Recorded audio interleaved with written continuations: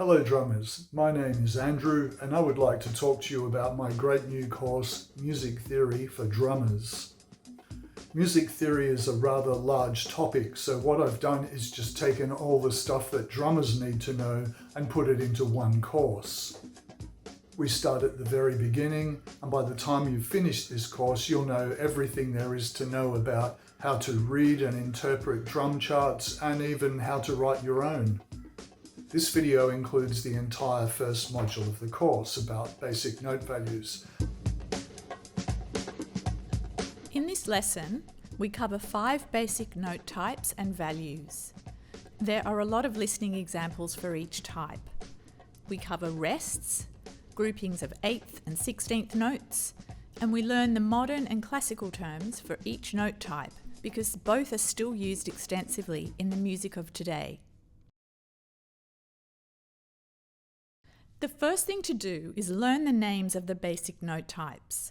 This diagram shows a top-down hierarchy of the various types of notes used in modern music. At the very top of the tree is the whole note. Notice that this is the only note type that does not have a stem on it. The whole note is worth 4 beats, which means 4 counts in the bar. A whole note can be evenly subdivided, or split if you like, into 2 half notes. That makes each half note worth 2 beats. Now we can keep going with this idea of subdividing notes. A half note can be split into 2 quarter notes. You guessed it, each quarter note worth 1 beat, or count. Each quarter note can be split into 2 eighth notes, each of which is worth half a beat, or half a count. And finally, each eighth note can be split into 2 16th notes, each of which is worth a quarter of a beat, or quarter of a count. Now, I know that that's a lot of fractions and that can be a little confusing to begin with. I'll put this chart into the workbook for you to review it in your own time. If you study the chart carefully, you'll see that it does make sense, and after a while you'll see that it's really not all that difficult to understand. Let's look at these different note types one at a time and listen to a few short examples. First of all, we have a whole note, which is written like this. Now remember that we said a whole note is worth 4 beats. That means it lasts for 4 whole counts. Let's listen to some examples. First is a simple melody played on the electric piano, which clearly demonstrates that each whole note is held for 4 counts.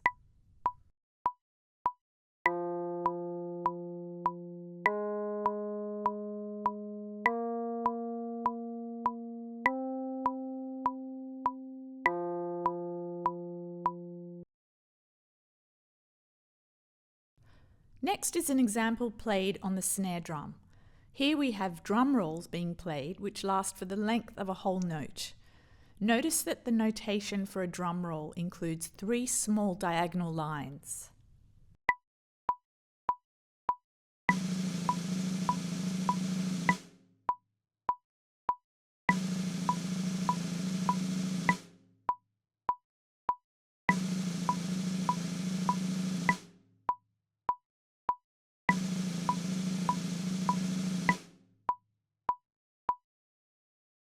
Next is the half note, which is written like this. Remember, each half note is worth 2 beats or counts.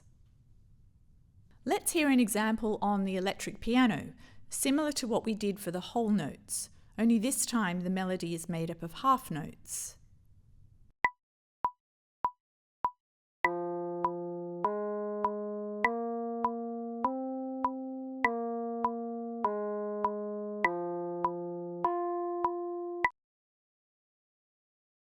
And now half notes played as rolls on the snare drum.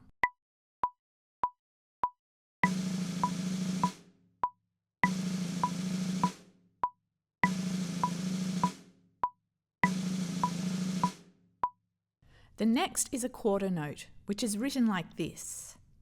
Notice the appearance of the quarter note, a black dot with a stem.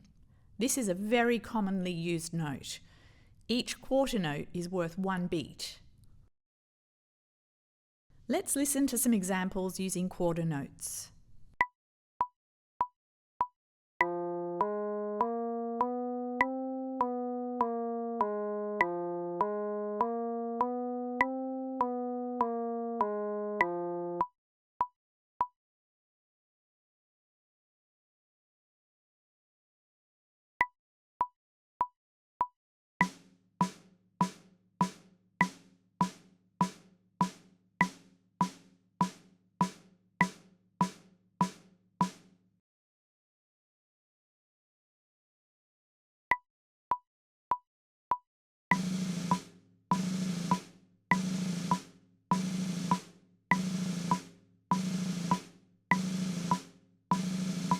Then we have eighth notes. Notice that the eighth note has a little flag coming off the stem. Eighth notes are probably the most commonly used notes in modern drumming music. Eighth notes, which are also known as quavers, are found a lot in hi-hat patterns and also played a lot on the bass drum and the snare drum as well.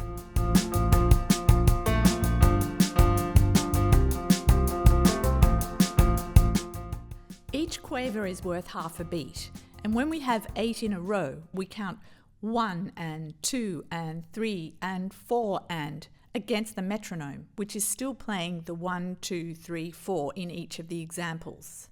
Let's listen to some eighth note examples.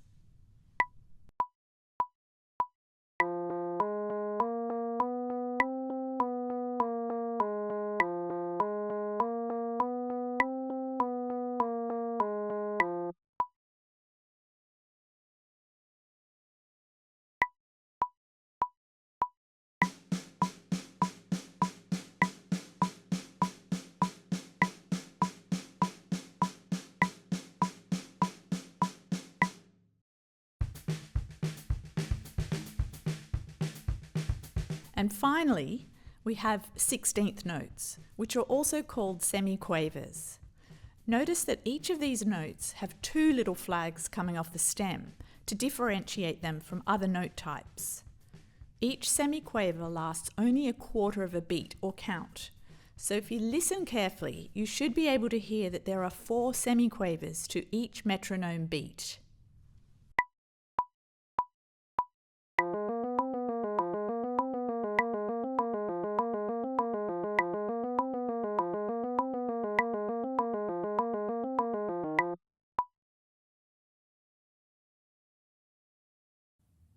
When you listen to the next example, notice how the semiquavers are grouped into 4s. This is done in order to make the notation easy to read.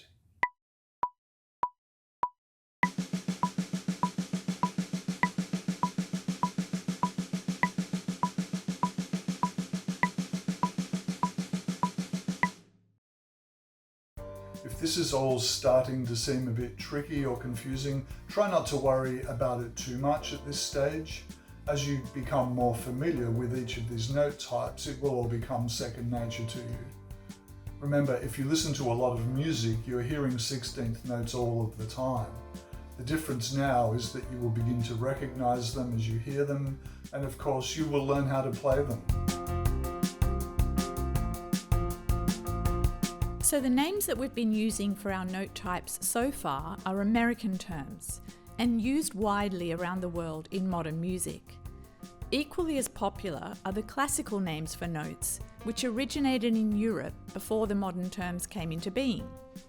These terms are used interchangeably by musicians all over the world, and it's necessary to be familiar with these terms.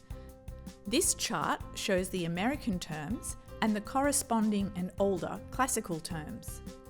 As you can see, we have semibreve, minim, crotchet, quaver, and semiquaver. This chart can be found in your workbook, and we'll be using both sets of terms throughout this course, depending on the situation. So that covers the 5 most basic note values. Now remember, the quarter note, eighth note, and 16th note are the 3 most commonly found note values in drumming. So just to summarise what we've learned so far. The whole note, also known as the semibreve, is worth 4 beats. The half note, also known as the minim, is worth 2 beats.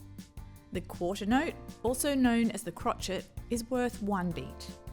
The eighth note, also known as the quaver, is worth half a beat. And the 16th note, also known as the semiquaver, is worth a quarter of a beat. Remember that I mentioned that 8th notes and 16th notes have these flags on the end of the stem. When we have multiples of these notes, instead of leaving them written as individual or separate notes, we join the flags together in a single beam. The beam replaces the flags like this. A single beam represents a group of 8th notes, while a double beam represents a group of 16th notes. This idea is also used where we have mixed groupings of 8ths and 16ths. Here are some common groupings. First, we have an eighth and two 16th notes grouped together, and there are three ways that this combination could be arranged. These are commonly used figures, and we will be using them all throughout this course. Just as important in music as when to play is when not to play, or when to add silence. To manage this, we use rests. Each note value has a corresponding rest of the same value. For example, here's a whole note, and here's a whole note rest. The whole note rest means don't play for 4 beats. Let's listen to an earlier example to demonstrate whole notes and rests.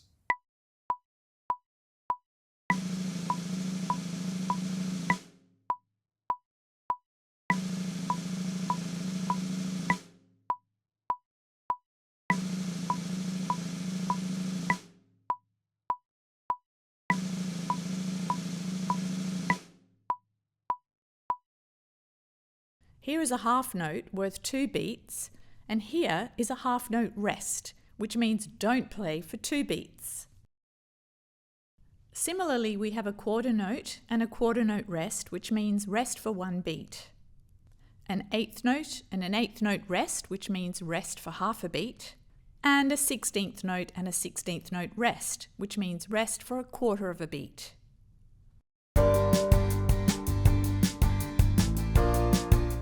So this is really all about representing time with either sound or silence, and how long that sound or silence lasts for. When you combine all of these note values and rests, you get rhythm. Later on in this course, we will be looking at more complex combinations that are used to create awesome rhythms. Check out the exercises in the workbook to review the content, and then when you're ready to progress, I will see you in the next lesson. If you play drums and you want to improve your playing through better theoretical knowledge and understanding of music in general, check out the course. All the details are in the comments section below, and I'd love to see you there. Bye for now.